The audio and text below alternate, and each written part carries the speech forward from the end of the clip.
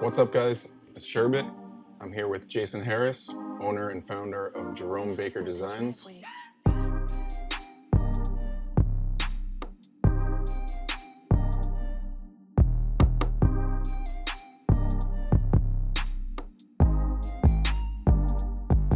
Right on, welcome. Yeah, man, Appreciate you guys coming down today. Hell yeah. I'm stoked, man. I'm stoked to be here. First question, why Vegas? I'm kind of curious. The cannabis scene in Vegas has kind of come alive, and for me as an American, it all started in Colorado. That's kind of when I even came out of the woodwork. Is 2012, first Cannabis Cup where you can legally smoke marijuana on site. Wow, what a change. And so we have been underground for many years. After legalization here in Nevada, I was here a couple days later and saw lines outside the dispensary doors and realized this is kind of the new mecca for cannabis. We moved here about 2 years ago, and it's been a super fun, wild ride. Cool. Got a lot of cool people stopping by the studio, and we get making some really cool pieces now.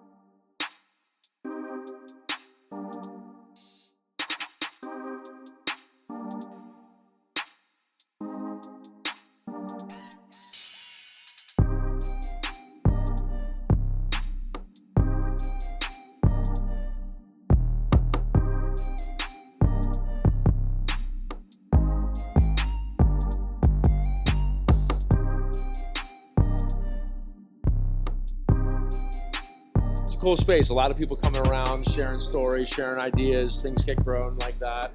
Yeah, I like having that here in Vegas. It's nice to be here because all these people come through. Whether it's the Horn Show, the Pipe Show, the CES, we have a lot of different things. Where'd you grow up? I grew up in Miami, Florida, Southern boy, and All right. ended up out in Eugene, Oregon for college. I was an art major at University of Oregon and met Bob Snodgrass. From then on changed my life. So how'd you end up in Hawaii, though? I thought you were living there. Well, I do. I currently travel back and forth between here and Hawaii. When I was arrested for manufacturing drug paraphernalia, I got everything taken away from me except for my skill and my brain. And so I had my hands, and I knew I could make glass, and I needed to be somewhere to sell it. Maui, Hawaii, 60 galleries in a 1 mile place right down Front Street, and so I went down there and hustled whales and tikis and turtles for many years. So Hawaii's been fun, but with the advent of legalization, I enjoy making these, tools for change. So I guess, yeah, how did you get into glass blowing itself? Wow. So again, I was an art major at University of Oregon in Eugene. I had heard about the old man Bob Snodgrass before. Back then it was the white pages, SNOD grass. Oh, that's and I right. found him and called him up, and he says, yeah, come on over, and I went to his house. I saw something in someone that I'd never really seen before. He was a wizard. He had the overalls, Yep. The hat, the chewing on the hay. He was a country boy, and he alone attracted me to the glass. And from there, I traveled all over the world. I've flown for free my whole life. So I've been to Czech, Italy, Prague, all these places, observed glass and worked with people. And Pelchuk Glass School was the climax point in where you really learn to become this glass master. And before you got the real urge to jump into glass itself, were you making other art that was significant to you? Yeah, before I was making glass blowing, my passion was process-oriented arts. And I was making boutique fish t-shirts and selling them on tour in 89, 90, 91, wash them out in the laundromat and destroy dryers with my wax and shit on the road. All right. And that was my thing, process art. For college, I was a printmaker. So Okay. intaglio printing, copper plates and things like that. So the process is what attracted me to the glass. That's what I believe.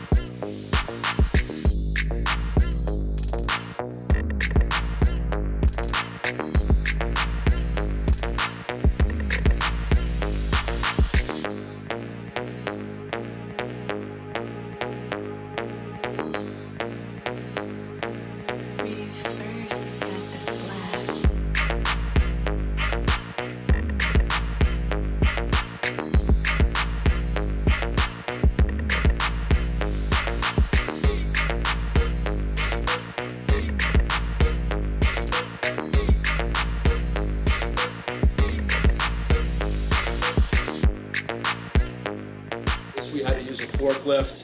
A guy kind of coming up out of the forklift, and that's how we got the length out of this bad boy. Oh, for this stretch with the forklift. Yeah, Damn. it's a major stress. How about this? What were you smoking out of before you were blowing glass? Before you were making pipes? So part of the reason I came to pipes is because there was some lack of significant smoking utensils. So I call this the perfect storm. During this 89, 90, 91 time, for me, I was in college and it was, we had saw that Vermont bud come through, wow, we never seen anything like it before. And I would go to the store and get a crack pipe. And a crack pipe for me was what I could break the weed up in, and I could taste this different than Mexican taste that I've ever tasted before. So one day, a kid comes to me from Grateful Dead tour and has a Bob Snodgrass pipe that he got. And it was a glass pipe that he would pack and would smoke, and then he'd wipe the bowl out nicely. And we'd be able to smoke again. And it changed colors the more you used it. I was like, what the fuck? what is this? I was number 7 in his lineage of apprentices, okay? And so I take pride in my whole thing with this. And so for him, I wanted to not impose on what he was doing, and I felt like there was something there. Yeah. Cameron Tower showed me how to make my first bong. There was a couple things where they'd get a ball on the bottom. You got to understand, there was no internet. When we first started, we used the National 3A hand torch with a 32-hole husher tip. If you went above 30 mil standard wall, you're the big boy. Yeah. Okay? Sure. Nobody knew about Carlass. How it came together was a guy named Dan Kay.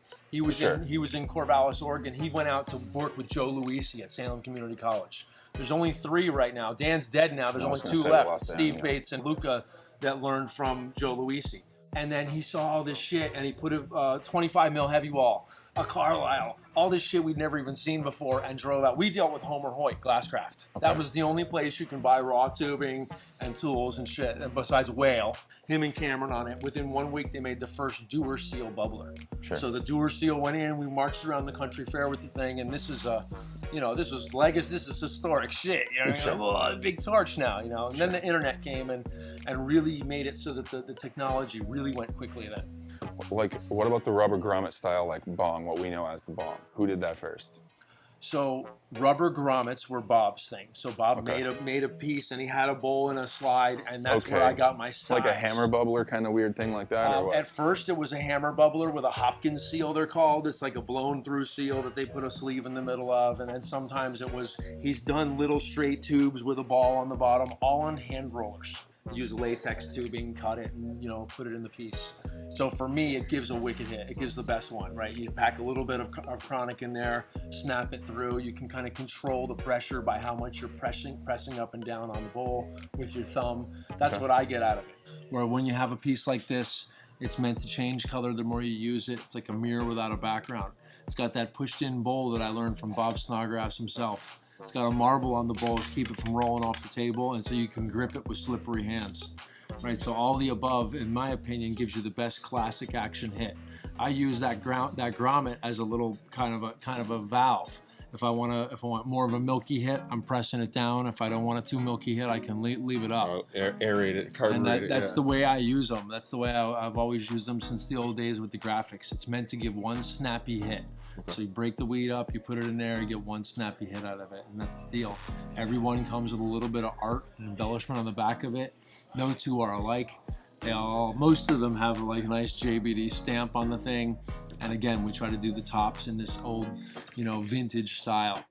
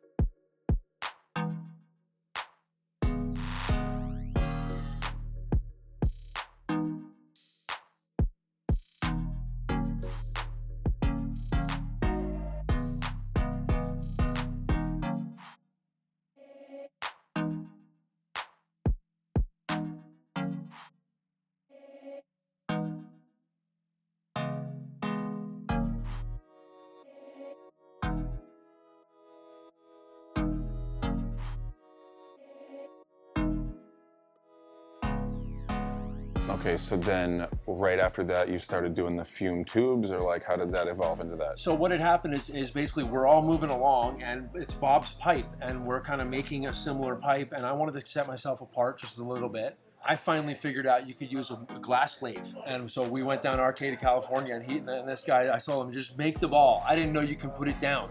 I said, make the ball and hand it to me, and I'll put the art on the back, and we'll put it in the kiln. Jordy will go sell it.